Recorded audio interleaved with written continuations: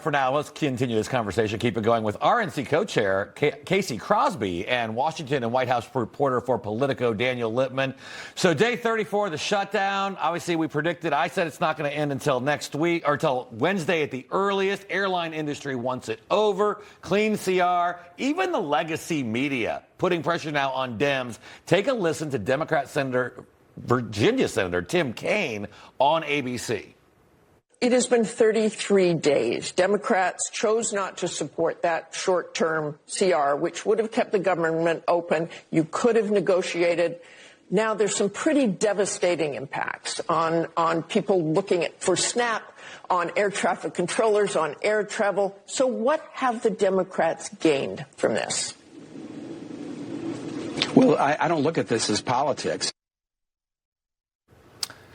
All right. Casey, what do you think? I mean, how long can they keep this over? How long can they make this go on? Is it really all just about the election? It is all about the election. They should end it. They should have ended it last week, but they continue to double down on the ridiculousness in holding the American people hostage. I mean, the most vulnerable, veterans, women, children, they need to end it, and they need to end it now. They own this shutdown. Mm-hmm. Daniel, I know you're in Washington, D.C., and, you know, a lot of times people will put on the news and they'll hear one side.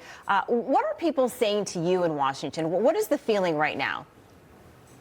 Well, the feeling is Democrats have escaped the brunt of criticism for this shutdown, that if you look at the polls, a majority or a plurality of Americans blame Republicans. And so that's why Democrats have been holding out. We keep hearing from the administration, oh, this is the week that Democrats are going to cave. The shutdown is going to end now. And it has not happened. And so maybe with the SNAP benefits ending, that could change. But we already see how that pressure valve may not have a lot of pressure because the courts are going to order the Trump administration to restart those benefits on Wednesday. And so this could last a while more. And I don't know if the elections tomorrow will affect things because Democrats may feel emboldened if they win all of those major races. Yeah, and speaking of the election, so Casey, I know you've been out on the campaign trail in New Jersey with Jack Ciattarelli, but I want to go here to the Big Apple, where the mayor's race obviously top of mind. President Trump even weighed in on it on Air Force One. Take a listen. It's going to be hard for me as the president to give a lot of money to New York because if you have a communist running New York, all you're doing is wasting the money you're sending there. So I don't know that he's won, and I'm not a fan of Cuomo one way or the other, but if it's going to be between a bad Democrat and a communist, I'm going to pick the bad Democrat all the time. Obviously, that was the president on 60 Minutes last night. Look, I hate it for the people of New York, but you get what you vote for. From a Republican standpoint, Mamdani is going to be the new face of the Democrat Party. I mean, this is good for the Republicans, I guess, isn't it, Casey? Yeah, when you have people like Mamdani leading the party and AOC and Schumer, I mean, certainly that's good for Republicans, and the American people are not on the same side as them with the issues. But, you know, the real losers in it is New York. That's who the real losers are tomorrow. Yeah, a lot of people concerned who work and live in New York if this happens. Daniel, President Trump also pressed on indictments by his Department of Justice. Take a listen. James Comey, John Bolton, Letitia James were all recently indicted. There's a pattern to these names. They're all public figures who have publicly denounced you. Is it political retribution? You know what? You know who got indicted? The man you're looking at. Daniel, he's got a point. You know, I didn't see people, you know, who were up in arms when he was being indicted.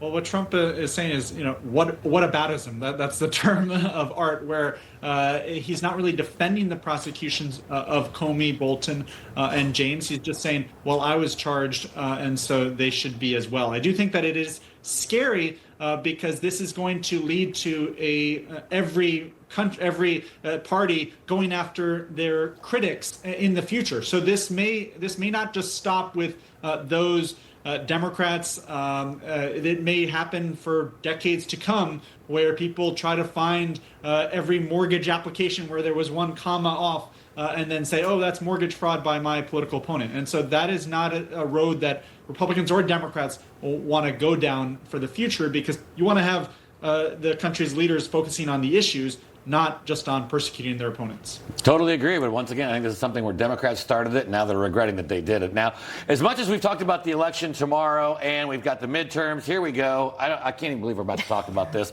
2028 is just around the corner, apparently. And California Governor Gavin Newsom was asked about it. Take a listen. You've said, as we've discussed, you are considering a run for president, and you've said you'll make a decision about whether to run for president after the midterms. Yeah, I mean, Governor, let me ask you, why do you want to be president? I don't. I'm not suggesting I am. I'm saying in response to someone talked about it, and I hate when nothing I dislike more than the politician that sits there and lies to you. And we all just sit there rolling our eyes going, give me a break. You just said you didn't want to be president. Who's lying to who? Casey, your thoughts? You know, I like to say nobody likes Gavin more than Gavin. We're going to get through these midterms, and like President Trump said, we are a unified party. We have a deep bench. We have great candidates running right now, and we are unified. So we're going to have a great 2026, and I think 28 is going to be just as good. Daniel, final thoughts, 15 seconds. Is he going to run for president? I just feel like he is. I would bet you guys all dinner that he's going to run. You don't do all of these moves to do that. But I do think in terms of 2026, it's not looking very good. The generic ballot has Republicans down 8 points. And so there has to be a lot of work to be done in the next year to reverse that. I've seen it down 2 or 3, and one, I think, actually had 1. They needed it to be about 11 or so. So, all right, Daniel, Casey, great to see you guys on this Monday morning.